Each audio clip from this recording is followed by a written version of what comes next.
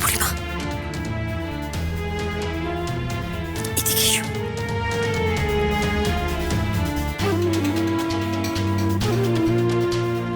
কি হয়েছে বলো?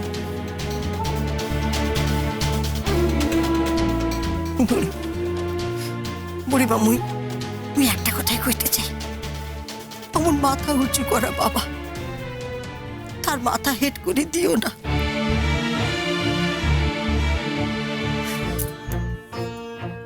বুড়িমা, বুড়িমা, মুই ছোট হই মুই বড় হই তাতে কিছু আসে যায় না, কিন্তু দাদারে আমরা সবাই সম্মান করি।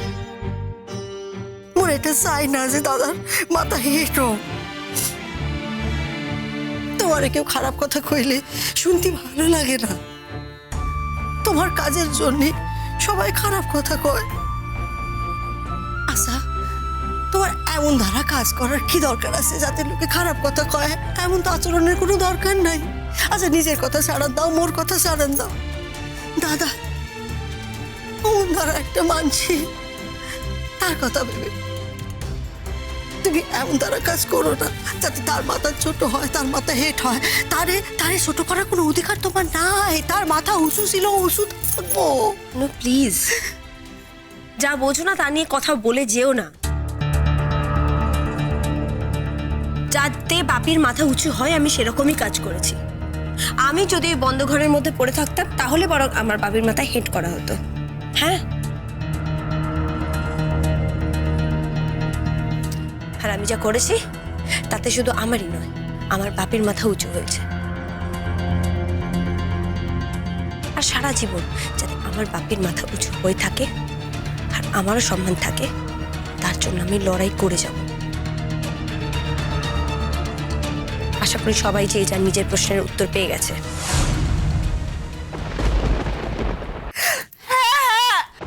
সবাই সব উত্তর পেয়ে গেছে, সবাই উত্তর পেয়ে গেছে। আর আমি তো তখন থেকে এক দৃষ্টে তোর দিকে তাকিয়ে দাঁড়িয়ে আছি। তুই কখন আমার দিকে তাকাবি? তুই তো একবার আমাকে খেয়াল করছিস না।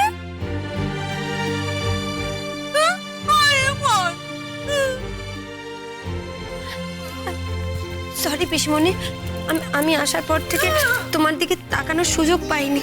দেখো, তুমি দেখো, সবার দিকে তাকাও, আমাকে দেখো। আসার পর থেকে আমি একটা সুযোগ পেয়েছি, সবাই এমন এমন কথা বলছে। তাকাও না আমার দিকে পিসমণি, তুমি সত্যি বলো আমার কোনো দোষ আছে? কেমন আছো তুমি?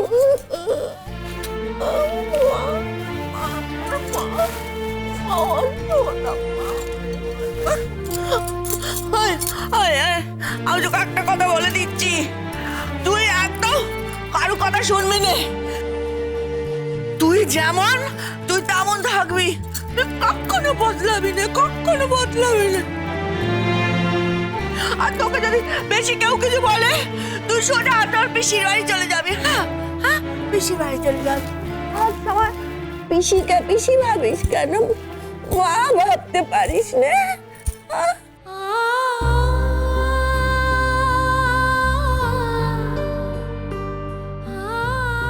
রনা, একটা কথা আমি তোমাকে না বলে পাচ্ছি না। তুমি না প্লিজ তোমার বউকে শাসন করার চেষ্টা করো না।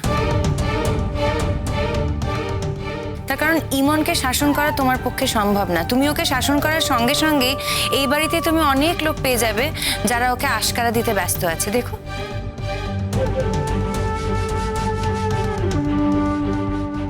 সুতরাং ওকে শাসন করে লাভটা কি? ও কিছুতেই তোমার কথা শুনবে না, তোমাকে ও মানবেই বা কেন বলো?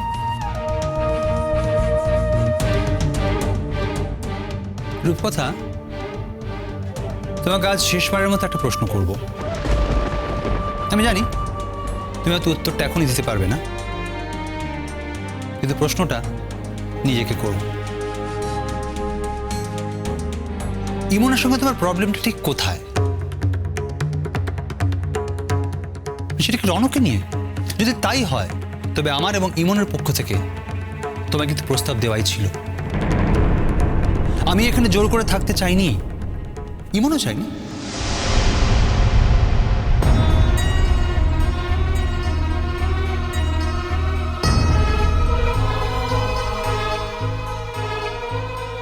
আমি জানতে পারি এসব কি কথা বলছো তুমি? যদি ভুল বলে থাকি সংশোধন করার দায়িত্ব তোমার। যদি এই ঘটনাগুলো একটাও সত্যি না হয়, যদি সত্যি তুমি মন থেকে আমার সঙ্গে থাকতে চেয়ে থাকো, তাহলে ইমনের প্রতি তোমার এই অকারণ আক্রোশটা কেন বলতে পারো? ভেবে উত্তর দিও প্লিজ।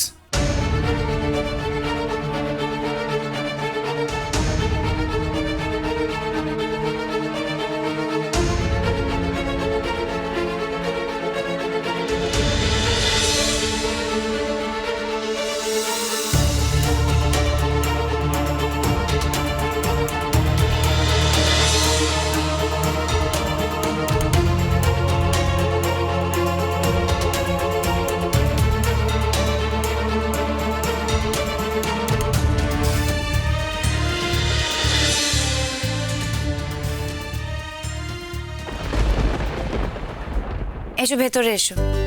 আচ্ছা কতক্ষণ তো নিচে গল্প করে কাটালে, তোমাদের কি ইচ্ছে করে না বসো, মেয়ের ঘরটা একটুখানি দেখতে?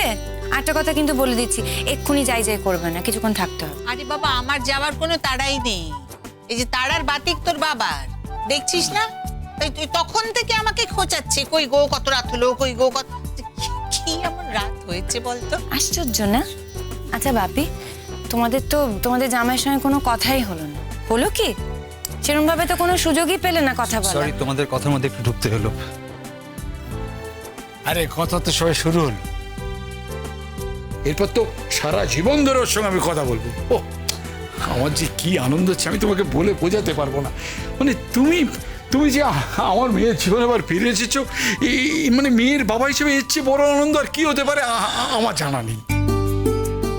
ফিরতে তো তোমাকে একবার হতোই বাচ্চা, তুমি তো সবকিছু ইনকমপ্লিট রেখে চলে গিয়েছিলে। আর ওই রকম অসম্পূর্ণতা নিয়ে আমার মেয়ে থাকতো কি করে বলো?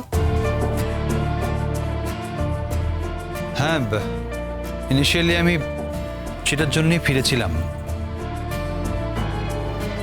ইনিশিয়ালি তুমি যে কারণের জন্যই ফিরে থাকো না কেন, এখন তো আর সে কারণটা এক্সিস্ট করছে না।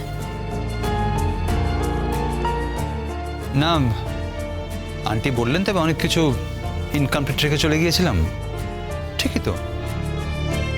আর মেয়ের বিয়ে হয়েছে, তার স্বামী নেই, স্বামীর কোনো খোঁজ নেই, তার সঙ্গে ডিভোর্সও হয়নি। এই অবস্থায় সে মেয়েটার পক্ষে বেশি দিন থাকাটা খুব সহজ নয়। হ্যাঁ, যদিও অনেকদিন খোঁজ খবর কারো না পাওয়া গেলে আমাদের আইনে অনেক কিছুর উপায় আছে, তবে সেক্ষেত্রে তোমার জীবনের অনেকগুলো বছর হয়তো নষ্ট হয়ে যেত। না না, আমরা এসব নিয়ে কথা বলতে যাবো কেন সেটাই তো বুঝতে পারছি না। সবকিছু যখন ছন্দে ফিরেছে তখন এসব নিয়ে কথা বলার তো কোনো মানেই হয় না। তুমি যে বাবা বরাবরের জন্য আমার মেয়ের জীবনে ফিরে এসছো, এর থেকে বড় আনন্দের আর কি হতে পারে? বরাবরের জন্য আমি তো ফিরিনি।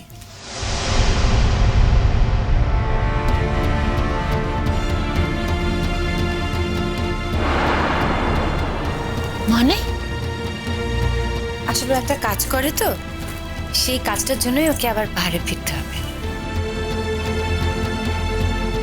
আমি তোকে বলেছি ওর সঙ্গে এবার আমিও যাব। আলবাত স্বামী যেখানে থাকবে সেটাই হচ্ছে মেয়েদের আসল জায়গা।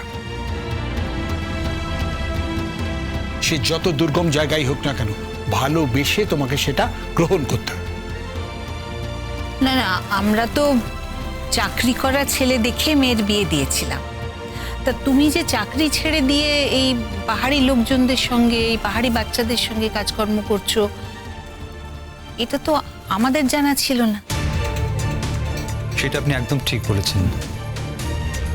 আর সেই অপরাধে চাইলে আপনি আপনার মেয়েকে এখান থেকে এক্ষুনি সরিয়ে নিয়ে যেতে পারেন।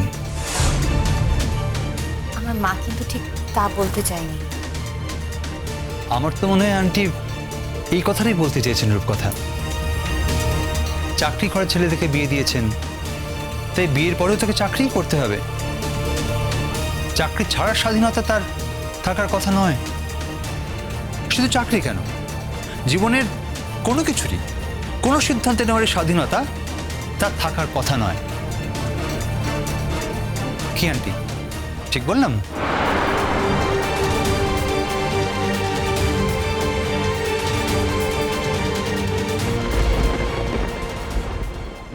কি মনে করো নিজেকে তুমি? তুমি কি নিজেকে সর্বশক্তিমান মনে করো নাকি, যে যখন খুশি তুমি আমার ট্রান্সফার আটকে দেবে, যখন খুশি আমার ট্রান্সফার হইয়ে দেবে? কিভাবে সবাইকে এক্সপ্লয়েট করো তুমি? দেখতে শুনতে ভালো একটা মেয়ে বলে তুমি এরকম ভাবে সবাইকে এক্সপ্লয়েট করো নাকি? কি বলতে চাইছেন আপনি? কুসুম দোলা কুসুম দোলা